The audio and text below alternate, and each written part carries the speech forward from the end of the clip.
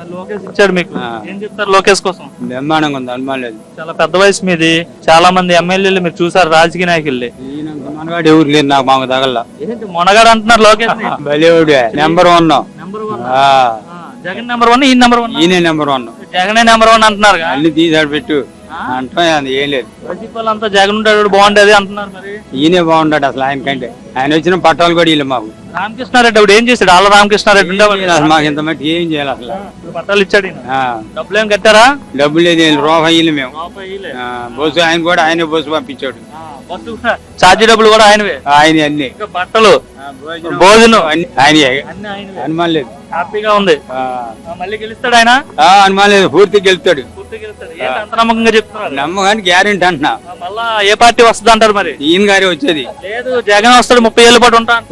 లేదు రాడిగా వస్తాడంట జగనే 30 ఏళ్ళ పాటు ఉంటాడు. లేదు లేదు ఇక చంద్రబాబు పాలన ఏం బాగాలేదు, ప్రజలంతా ఇబ్బందులు పడిపోతున్నారు అంటున్నారు.